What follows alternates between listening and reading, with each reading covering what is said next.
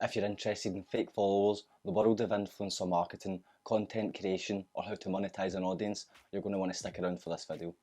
After going viral using Modash's fake follower tool, I increased our website traffic by 1000% after only 6 days of creating content. Founder Avery reached out to me on LinkedIn on Christmas Eve, and we've agreed to go over some of the most common questions that I've been asked whilst going viral on TikTok. What is a fake follower? What should you do if you get shadow banned? What should you do if you get banned for content violation? How can small creators monetize their audience? If you look at the description below, you'll see everything that's covered in our conversation. Thanks, and I hope you enjoy.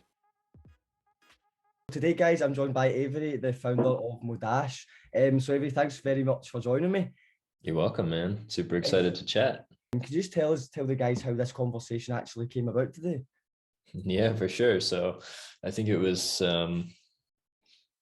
Christmas Eve or maybe the day before or something when all of a sudden I noticed our web traffic was just blasting through the roof, and there was tons of signups and customer support queries and stuff, and I was trying to figure out what's going on, but I didn't immediately see what had happened. And then we have a channel in our Slack workspace called Victories, and I saw my co-founder Henry post in that channel with a link to some TikTok by a guy named Connor, and I was like, "What the fuck? Why are you sharing TikToks in Slack?" It was just a bit bizarre for him, and he's like, "My friend saw Modash in this TikTok, and it's got like 500,000 views or something crazy." So then I started putting the pieces together and figured out that because you had published with the fake follower check tool, people were Googling and finding us and landing on the site.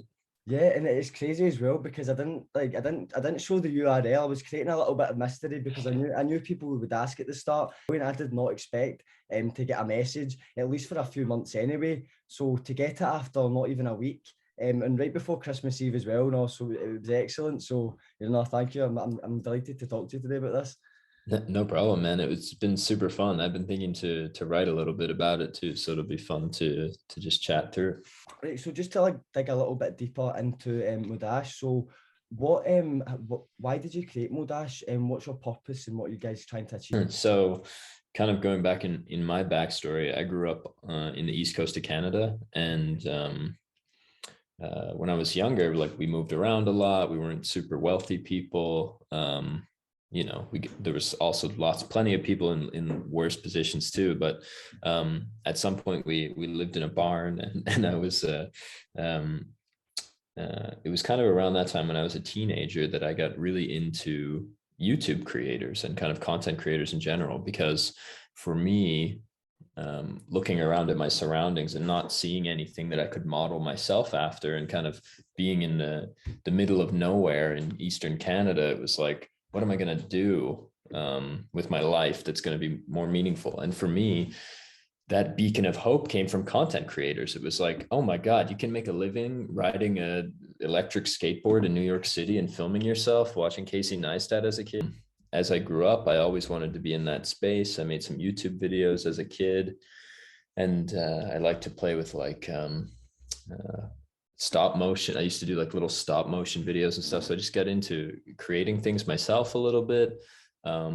Moved to Germany when I was 17 to try to figure out again what I wanted to do with my life. And I had used content creation to build like a really small Instagram page just about me climbing, and I kind of got to know some people in the rock climbing community in Canada and in Germany, and I was able to get like some free stuff and get to travel a little bit through content creation and through like sharing a little bit, even with just a couple thousand followers.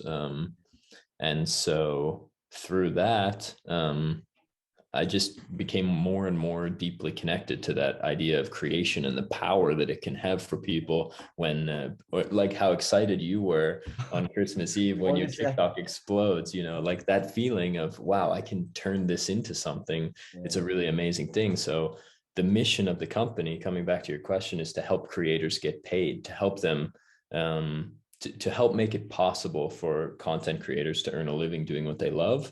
And how we do that today, kind of the first small piece of a much bigger puzzle, is we build a toolkit basically for consumer companies to more effectively partner with content creators. So they can pick small creators all over the world and kind of understand which audience they reach and how well they perform, and make good decisions, so that the people who are at the end of the day paying for the income of most of these content creators, can make good decisions and kind of more data driven decisions about who to work with, which means more small unknown creators get paid from that.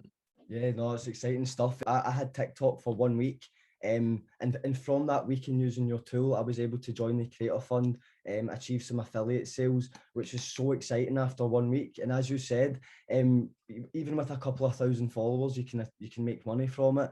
And if you can get to a point where you're basically documenting your own life online and getting paid for it, then you're switching working for pursuing your interests and earning a career from it. And I just think it's so exciting. So yeah, thank you for making the tool. It's helped me out already, and I'll be continuing to use it. Yeah, it was really exciting because, because our customers are brands, we don't kind of work directly with creators right now. Yeah. Then a lot of the time we're kind of one degree of separation from the impact on the creator. So it's so cool when we get to interact with people. Like one time I had some random guy in like Chile or something write me on Instagram, and he's like, hey, I really like to mix drinks and I'm a bartender. And then I found out I really like to make videos. And so I started making videos about making drinks in Chile. And then I had a few thousand followers, and a brand hit me up because they found me in Modash and it's like it's really awesome when those things happen, when you can feel the impact. So that was really cool. It's almost so easy to connect people around the world now, and the scalability of the content and like the reach for brands as well. It's a win-win for everybody. So now I'm going to ask the most common question I've been asked on my TikTok: what is a fake follower? So yeah, no wonder you've been asked this so many times, calling out the football clubs and stuff, and people roasting you. Not happy. So a fake follower is kind of like, I mean, you could define this in lots of ways. You could say robots, or you could say like people who are following because they're doing follow for follow schemes, or there's lots of reasons that somebody might not be a real engaged follower. But for inside of Modash, what we do is we look at the network of all the accounts on whatever social platform, and we say, which accounts can we take, like, because there's billions of people using social accounts, right? Yeah. Then we can take an average behavior set, and we can say, okay, most Instagram users do these kind of things on a daily basis or a weekly basis or on a lifetime basis, whatever. And we can create a scoring system on top of that. So we can say, okay, this person is extremely normal. They post occasionally, they have a couple hundred followers, they interact with a couple hundred accounts in their lifetime. They have a profile picture and they change their bio once every 2 years, or whatever the average things might be. We can say this account's very average and normal. And that means that we can say, okay, this other robot account is super fake. Like maybe it's because they follow 10,000 other accounts, but they have no followers. Or maybe it's because they don't have a profile image and their Instagram bio doesn't have any like real words in it. It's just numbers and letters or something. And the account was created 10 days ago. Like with these combinations of things, then we can say, this person's not really a real account. But sometimes what might happen is, if someone doesn't take any actions for like 4 years or something, we might also decide that it's a fake account. So it can be lots of things, but inside of Modash, it's basically any profile that doesn't behave normally. And we're really good at scoring that. So it's not, sometimes people think, oh, that's dumb, because they probably think all the Indian accounts are fake or something, or everyone from Turkey is probably flagged as fake. And that's definitely not true. As long as you're doing some of the average behaviors for that network, then you're kind of a normal account. Yeah, and I think people almost can't believe that how fast that it can do it. But again, you have a database there of information that it's ready to access. And then it just probably, how often would that then update? So say say I was doing a fake follower of, say, the Island Boys, and then say they doubled their followers in 1 year, could I then use the tool again and then the stats would update? Yeah, exactly. So people they really hold our feet to the fire, so to speak, when it comes to updating the data. So Yeah. I think something like every 7 to 10 days, the basic data updates, and then every 14 to 20 or something like that, all the rest of the data updates. So, and basic data means like followers and engagement rate and that kind of stuff. And then the more advanced data would be like fake followers or audience demographics or something. So sometimes it can take us a couple weeks, but not like a year. I think another thing that's worth knowing maybe for people in this whole fake follower conversation is there's no account. We've never seen an account that when properly analyzed doesn't have any fake followers. Even if you just make a account with no content on it, then if you wait long enough, you'll get a couple of followers. And it's like, who are those people? Those are random robots that are collecting data or are doing follow for follow schemes, or they're just,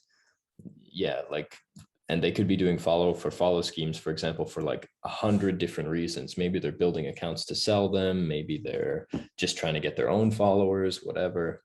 So every account has some fake followers. The bigger account is, the more likely it is to have fake followers. And anything less than like 25% is kind of normal. Yeah, exactly. That's what I've been saying on the video. People have asked me quite a lot, is there anybody with 0% followers, fake followers? And I said that maybe if you've been private for the full time you've existed and not accepted any, or you've been public, then went private and removed them all and not accepted any in the future. And like, the cases are very, very small. And I'm not going to find that person. It'll take me years to find. So yeah, and a lot of the time, because Modash, the accounts that you've probably noticed that inside the platform, we don't list normal people. So because for privacy reasons, and like there's no good reason to list normal people's Instagram profiles really. So for that reason, you won't find many accounts, if any. I would be surprised if there's any accounts that don't have some fake followers, because it's like there are only accounts with at least 1,000 followers, usually more. So so when I was using the tool, I noticed that if I put in almost a micro influencer, it would then suggest others who are very similar based on their demographics, obviously their age range and location and stuff. I thought that was brilliant. Yeah, lookalikes is super cool. It's like for lots of companies, companies are still figuring out who they want to work with, and they have trouble deciding if the data is more important, if the content's more important, like how do I make a decision about who to work with? And so lookalikes, that feature you're talking about, it creates a really easy way for them to replicate success. So if they work with Connor and they're like, Connor's the coolest dude ever, but what exactly is Connor? I don't really know how to put that into a search query. Then they can just slap your username in there and see a bunch of creators who we kind of map as similar to you. Yeah, exactly. So saving a lot of time there, definitely. Yeah, time and kind of that like unknown, brands live in this scary world when they work with creators where they don't understand. So like they don't understand why people follow this person, who follows this person, whether or not there's fake followers following this person, all kinds of stuff. And they sometimes have this like analysis paralysis, and they can't make good decisions because they don't have transparency. So when we create the transparency, then they can say, okay, yeah, this guy is kind of like Connor in an undefinable way, but yeah, it is like him. So is there a way that people can remove fake followers? And if so, what's the best way that they can do that? I think typically it's not that big of a deal to have some fake followers. Some people get really hung up on that. And I think like the first thing is to ask yourself, does this matter to what I'm trying to accomplish?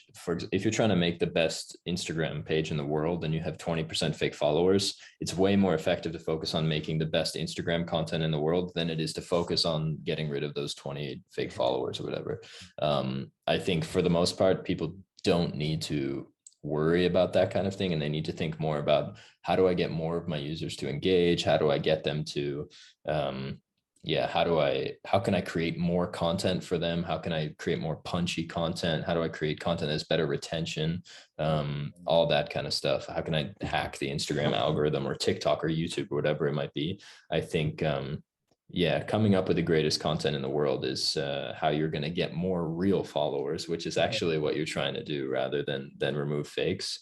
That said, if you wanted to remove fakes, I guess um, what you can do, you can actually manually understand usually if accounts are fake for the most part. So if you were to private your account like you mentioned and then go through your followers, a lot of fake accounts, like the easiest way, if you click the followers tab, then you'll see all your followers with their profile image on the left and the username, and start with the ones that don't have a profile image and then click, and you'll see really quickly.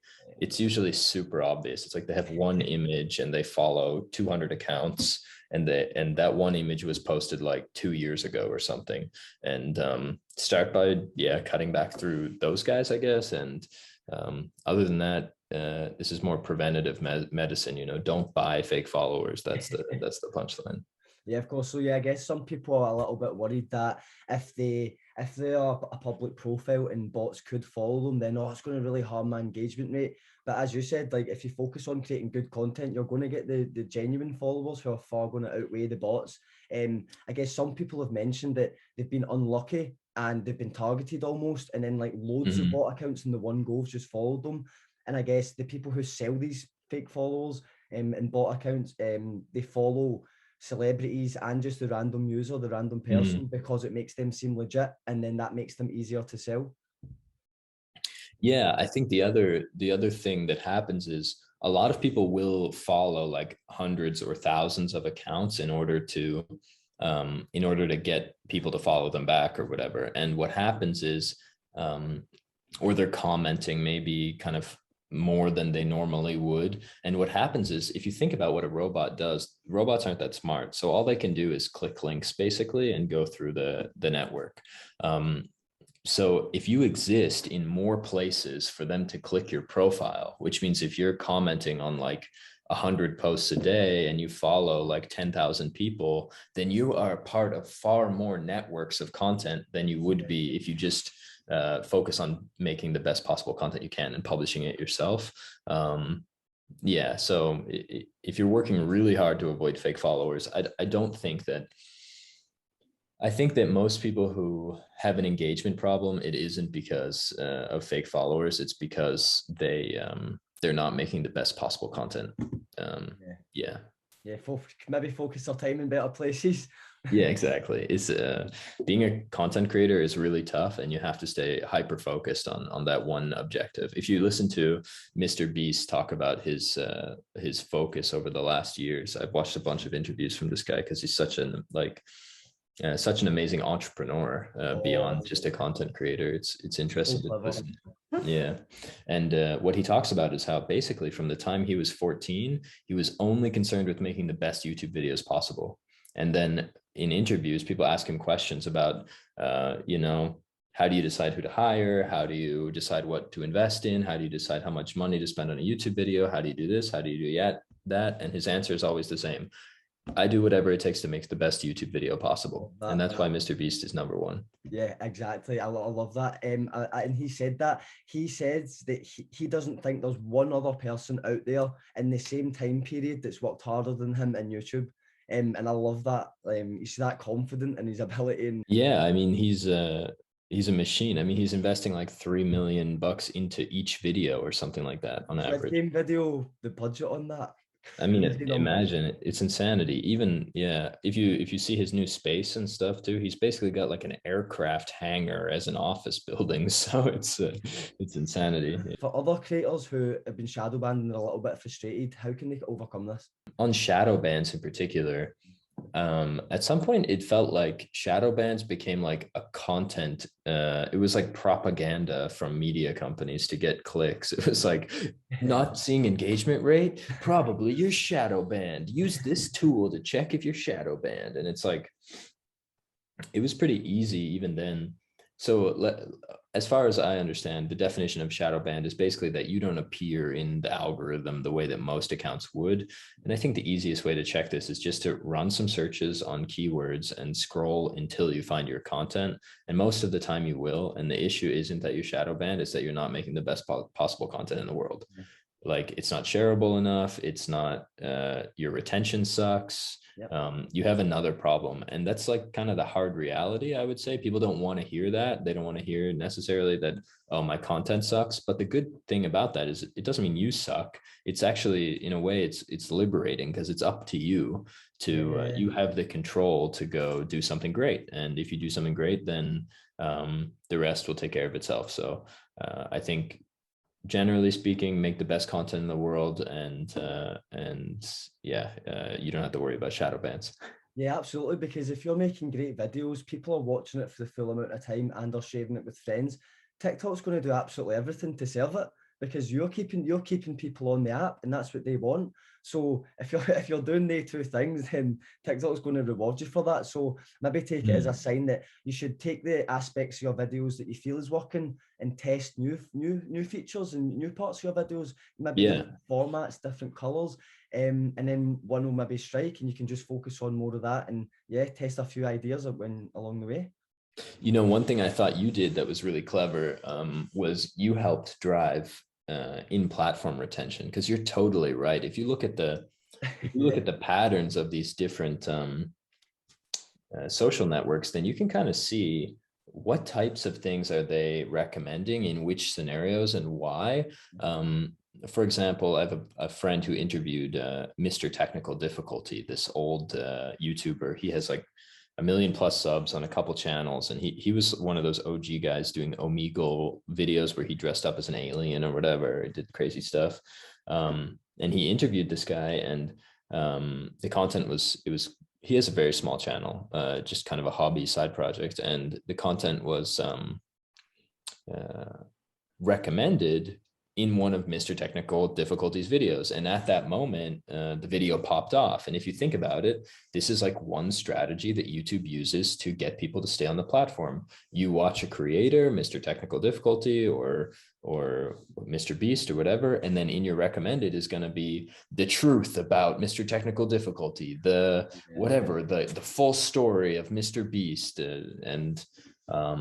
So there's kind of obvious visible patterns in the content and stuff. And what you did was really interesting was in each one of your videos, when you did fake follower check for PewDiePie or whatever, then you would always ask, who should I do next? People in comments would beg you to do Cristiano Ronaldo, and then you'd pin that comment, do the video, and then link it in there, which means people who view the comments are then navigating to another one of your videos, watching it through, and that's driving platform retention, which is good for TikTok because they want to keep people in.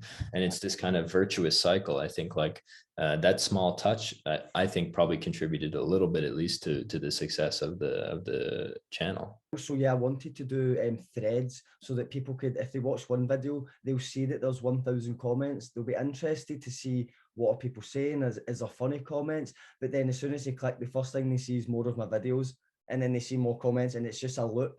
And as well, I've noticed that there's people, I'll get, someone will follow me, and then they'll like every single video that I've put up. Like they'll watch every single day, and they'll comment and say, listen, I love your content, keep it up and stuff like that. And it's brilliant. Yes, when I'm putting out comments, when I'm putting out videos, sorry, I do either people that are trending, such as Island Boys, which is my most viewed video, sitting at like 10.8 million views now, and it took 15 seconds to record.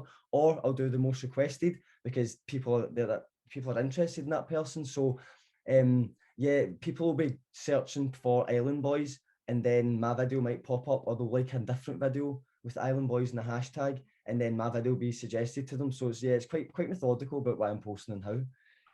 Yeah, I think you could, if I think about when you posted the Island Boys video, I think it's around the time that the Island Boys were on the Impulsive podcast, on Logan Paul's podcast. You know, that's why they were nearly fighting. Yeah, and then they walked off, and then this was like quite big news everywhere. And I think it was around that time that video started to do really well, or maybe that was when you published it. Yeah. And I think that like that could be a way to replicate that success too, is if you're watching like whatever the Billboard 100 to see who like random people that shoot to the top, or if you're looking at like movies that are predicted to do super well, those kind of things, and timing things at movie drops. I saw that there was a movie that came out a couple weeks ago. The main character was constantly wearing red lipstick, or red was in the title of the thing or something. And the search volume in Google for red lipstick, like just like 1,000x or something Yeah. for a week or two. And I think trend jacking like that is a big part of having those viral hits. I think a lot of people blow up because they get lucky. You can kind of create that luck by like trend jacking a bit and watching those charts. Yeah, absolutely. So I noticed that I don't know if you know who Molly May is, influencer in the UK. She was on a show. She was on a very bad show called Love Island. She done really well. She actually won it. But from that, she has become. She worked really hard, and she's become the creative director of Pretty Little Thing, I believe. Just now, which is a massive job. And I put out an influencer audit on her about maybe 2-3 weeks ago now. And bad news came out about her maybe a week ago, and that video then started to pop off 2 weeks later because she's now been searched and spoke about, and my video from 2 weeks ago that I thought had died down now starts getting fed.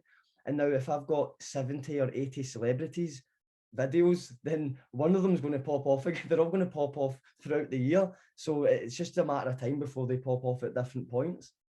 Yeah, exactly. And I think like one thing that changed recently in the search engine rankings is that Google is indexing TikTok videos in search.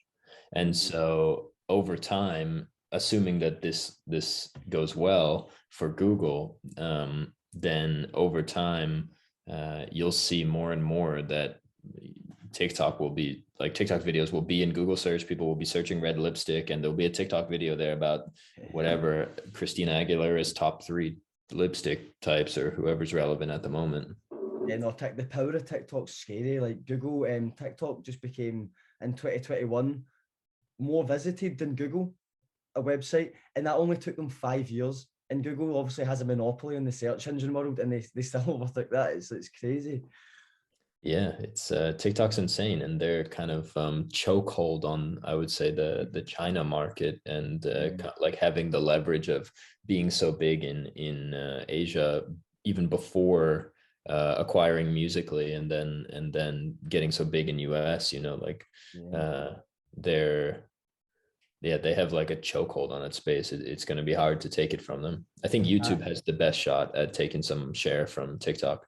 Yeah, and you can notice all the other apps are just like copying the same format. So you get obviously Instagram Reels, YouTube Shorts, Yeah. and they're all trying to copy, which just tells you if Facebook companies are trying to copy TikTok, then it's a good sign. And I think it's just going to keep growing over the next year as well. Yeah, I think that the problem TikTok is going to have is that there's 2 things. One of them is the creator monetization still isn't super good, as I understand, at least. Yeah. And 3 problems. The other one is that brands are really slow to adopt new formats, like incredibly slow. There's still some Fortune 500 companies, I'm sure of it, that aren't running Facebook ads, which is insanity. Everyone kind of should be doing that. Yeah. But yeah, so TikTok's going to have the problem that they became so popular so fast for kind of some of the wrong reasons that, everyone, I think there's a lot of people, and maybe in my mom's generation or something, who believe that TikTok is just for people dancing, and they Still don't quite a lot of that. understand. Yeah, and so it'll take some time for TikTok to break out of that stereotype and kind of break through the to performance acquisition channel for brands is a much different thing than people dancing. And so yeah, they're going to have to overcome that. And then they're getting cannibalized from, like you said, Instagram and YouTube and whatever.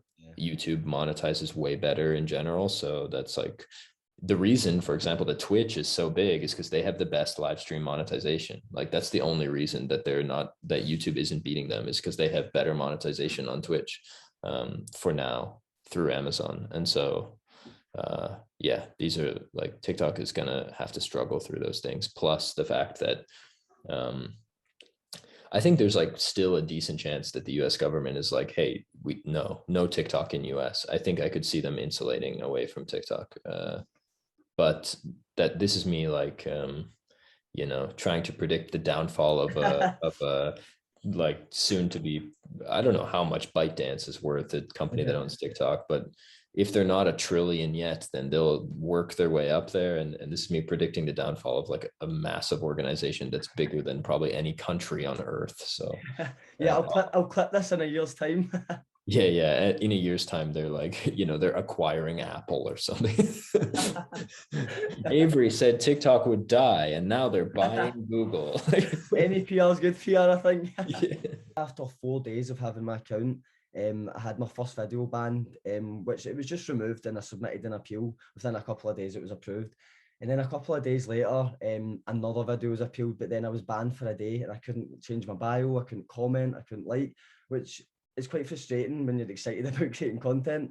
And then I got banned for 3 days, which was really frustrating because at this point I'd been accepted on the Creator Fund. I was earning money, I was doing well with affiliate stuff, and it was almost as if one person can report your video and completely stop your income, which as a content creator can be so frustrating. And it's just wondering, what's your thoughts on that? Got it. I mean, it sounds like your experience was more a straight up ban than a shadow ban. Oh, absolutely. Oh, I'm okay just now. Fingers crossed. Yeah, I would be if I was. I wouldn't be surprised if you have some PTSD from this experience. Oh God. Yeah, I'm just more YouTube videos as well. I need to be on both places now. Yeah.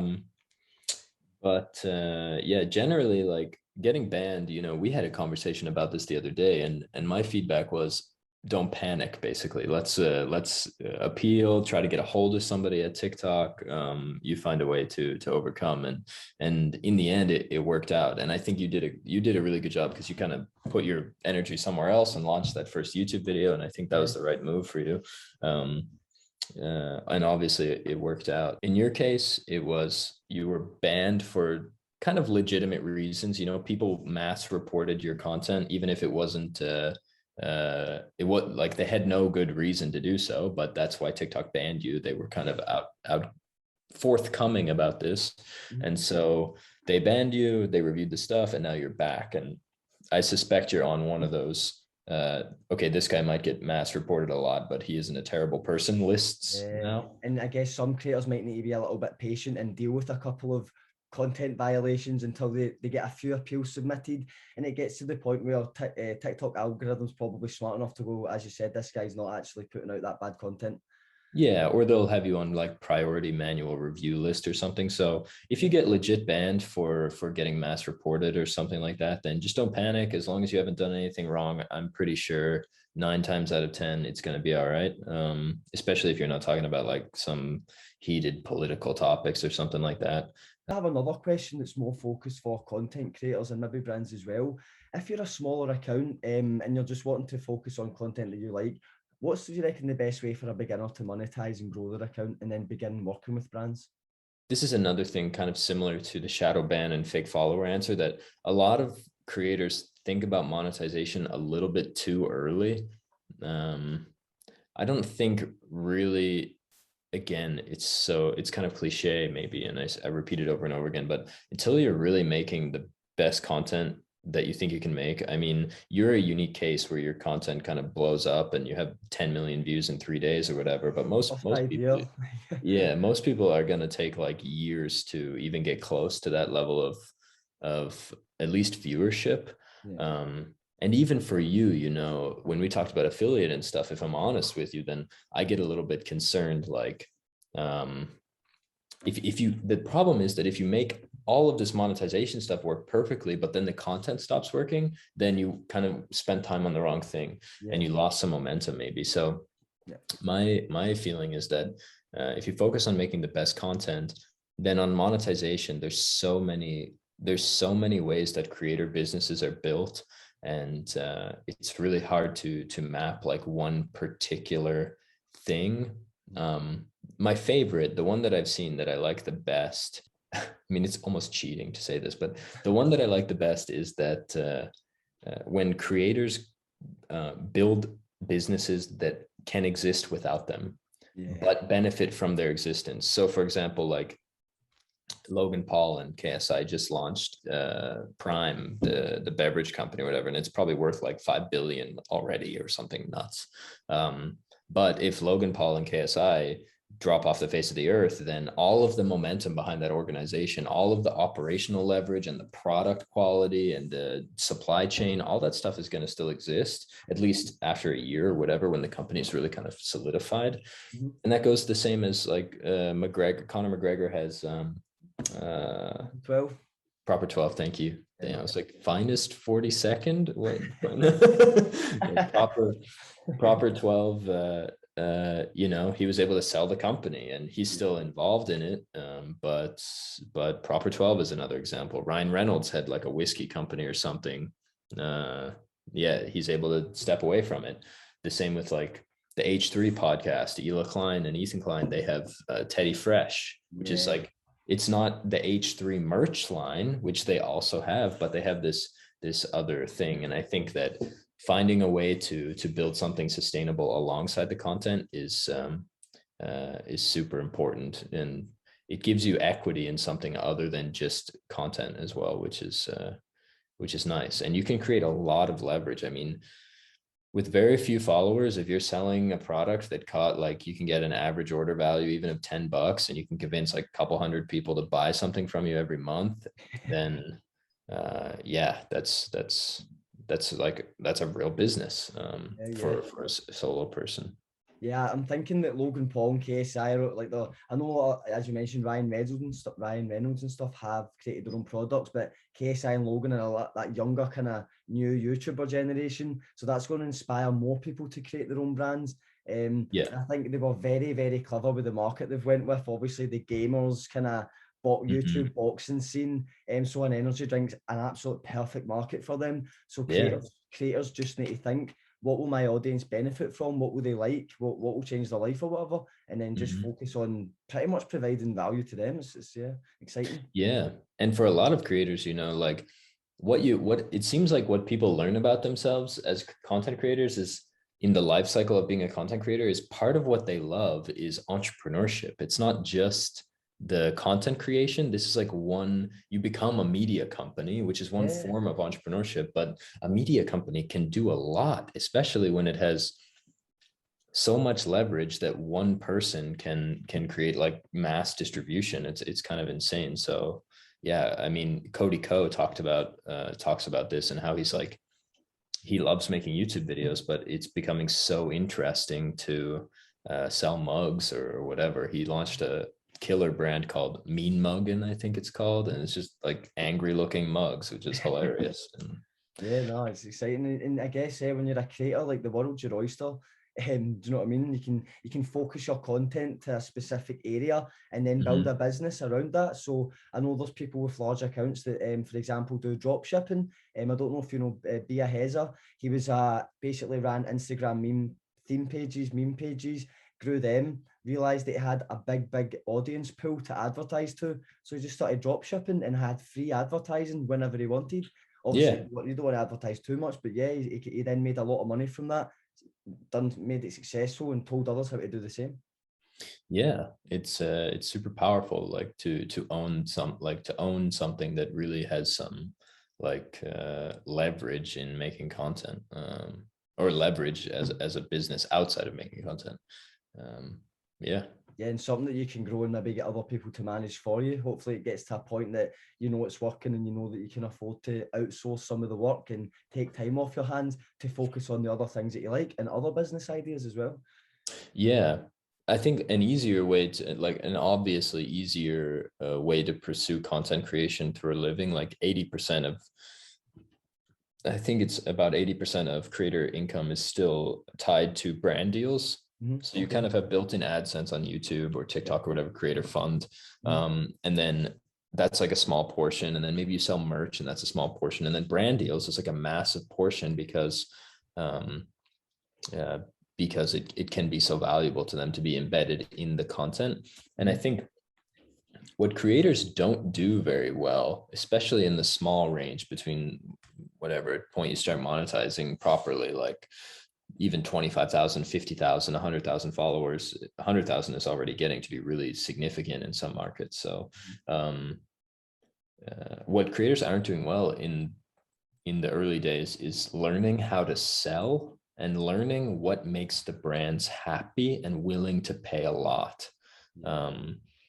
I think most creators are so focused on getting that $100 for one post that they don't think about how can I sell this company on doing, like, instead of selling the local clothing company on doing one post, why don't you sell them on like a royalty deal and doing like a custom line of pants if you're interested in fashion or whatever, and you have like your inside joke that your followers know, your 50,000, 100,000 followers know, have it printed on the pant leg or whatever. And it's like, I mean, Charlie D'Amelio and whatever recently launched some clothing line that I have in my head. I think they did something similar, but yeah, I think like learning a little bit how to sell, how to negotiate, how not to sit back and wait for brands to contact you, but actually look who's in your local ecosystem that's growing fast and is spending money on growth. It's not your local cafe or your favorite restaurant, which is a mistake I see creators make. It's like, you know, whatever tech company is closest to you that just raised like $1 million or whatever, those guys need to grow and they're willing to experiment. Usually they need help. So anything you can do to offset their workload, even just with creative energy, get them to trust you, they'll let you do whatever you want and pay you to do it. I think like a little bit of sales and a little bit of awareness of how ad budgets are allocated and how marketers actually think about spending money. Yeah, that'll take you a long way in getting that first revenue too. Tech companies, as we've spoke about, like they're so scalable. But if you're thinking about trying to do brand deals with local companies, you're maybe only going to send 10 people to, if you're say you're a micro influencer with 10,000 followers and you post about your local restaurant, you're maybe going to send 5-10 people to that restaurant. Whereas if you post a tool and a piece of tech that's highly relevant to your audience, you could send 500, 1,000 people out of that audience to there, and it can have so much more impact for the brand and the deal that you're doing. Yeah, and honestly, I think like I still kind of believe that at 10,000 followers, you want to focus on building the engaged, high retention followers. But yeah, if you have the opportunity, and especially, for example, I live in Estonia, and the population in Estonia is like 1 million people in the whole country, and they have their own language. It's Estonian. And so if you're a creator in Estonia with 100,000 followers making content in Estonian language for like people under 30, then you are covering a massive percentage of the available market here. And you have more leverage in doing real deals.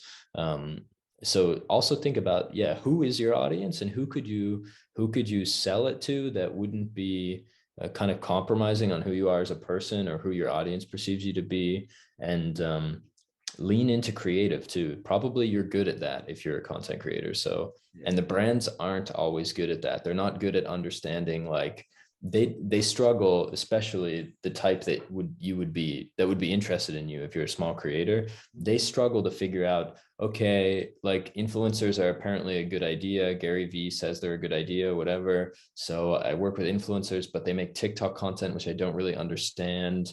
And I don't know why people like this. And I don't know how TikTok works. And now I'm scared and I run away. If you come to them and say, hey, I know how TikTok works. What we're going to do is we're going to do small business check. And we're going to show, I'm going to show off your company and how you guys make locally sourced lettuce. And it's going to be the most compelling lettuce content on the internet, and everyone in Estonia or whatever market is going to see it. Then help them understand the value and the creative direction that you're going to put their company in, I think.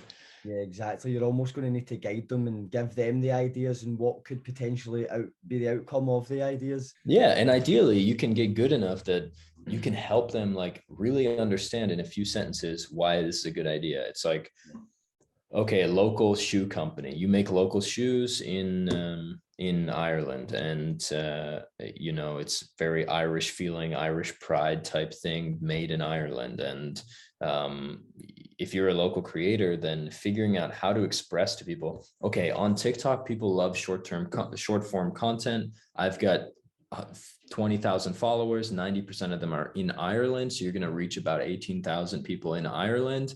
I make content about being a woodsman. And so it's, you know, I wear boots every day. This is something that's legitimately important to me as a woodsman. And so I'm going to make a piece of content. It's going to be about like how I didn't cut my toes off when I chopped down this tree. And I'm going to thank you for saving my toes. And it's going to be compelling and funny, and it's going to be relevant to the content I usually make. And it's going to reach 18,000 people in Ireland, and it's going to cost you $1,000. And it's like, oh, well, 18,000 people see our company in a relevant context, $1,000. We sell our boots for $150 a pop. Okay. It's like, yeah, it starts to make sense for them. What's your top 3 tips for a content creator? Disclaimer, I'm not that great of a content creator myself. I mean, I have made content, but that's not my specialty. So those of you out there grinding every day and looking at that retention graph, you're much better at making content than I am. But focus on building an engaged audience who actually likes your content, and finding a workflow that's sustainable for you as a human being. A lot of creators get in this like creative rut where they're just way too perfectionist, and they're too worried about the topic they're going to talk about, or how whatever. Like, focus on taking topics that you're genuinely interested in, making really punchy, high retention content about those topics, jack trends, make things people like.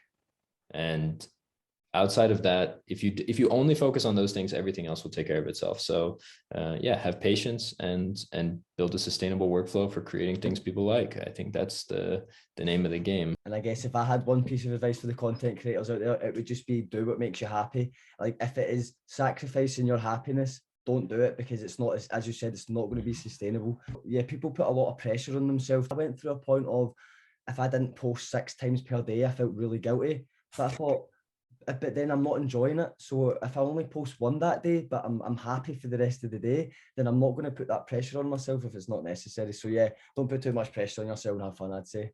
Yeah, it's like going to the gym, right? Sure, you can add another plate to your bench press and do your 1 rep max one more time, but if you can't get back in the gym for 6 days, then it's not worth it anyway. Exactly. Is there any new features coming in the future, just that the typical user could have fun with? Yeah, for sure. So there's one, we have a few ideas actually for this kind of thing. One that we're probably going to do relatively soon. We launched a prototype of it, is basically an influencer search tool, so that you can kind of in a couple clicks find people. Like we talked about Chile earlier, maybe you want to see what are the top 50 influencers who are in Chile, and you can do that anywhere in the world. You can actually see the prototype on the website at it's like modash.io/find-influencers, I think. Nice. And yeah, then so this is one thing that we're going to do. It's kind of like a public search engine, since the business one is locked behind the sign up wall that blocks business emails and stuff, which your followers haven't been too happy about. Yeah. And some other cool ones that we'll probably do are how much an Instagram person, for example, would get paid to publish. Simple like engagement rate calculators. We might do a similar thing to fake followers, where you can see some of the demographics and stuff. We might do that on a post level, so you can say who interacted with this post, how many fake likers are there, how many those kind of things. We also talked about the notable followers idea. That was kind of an interesting one. So so that you can input your username and see, Drake follows me. I had no idea. Yeah, so that's a few ideas. I'd be interested if people should comment below which tool they want to see. Yes, absolutely. Well, see, the last tool you mentioned, I will absolutely be using the minute it comes out, and I'll be creating content around that, no doubt. Yeah, that'll be a cool one. I think it'll be interesting when you take like an account like Jerry or whatever, like just a meme account, and you put it in the notable followers, and you can see like, oh, that's kind of funny, like Joe Biden follows Jerry or whatever. Yeah. And also you can see what musicians like each other and support each other as well. Yeah. Oh my goodness, that could be pretty some friction there. Right. Yeah. Stir up some rap beef, you know. Eminem doesn't follow Drake. Maybe we can get a whole diss track about that. Oh my goodness, I've caused enough beef, but let's do it. Listen, Avery, I really appreciate your time today. I hope the audience have enjoyed them. I'm sure they've got a lot of information. Go visit Modash website. If anyone has any questions about anything that we've spoken about, drop them in the comments. I will answer any question in this video. And if I leave people with one challenge, rather than even visiting Modash website, make one piece of content that you're proud of. That's my challenge. I love that. And you know what? Put the link to the video in the comment and I'll go watch it. Nice one. Cheers, Avery. Speak to you later. Ciao, audience.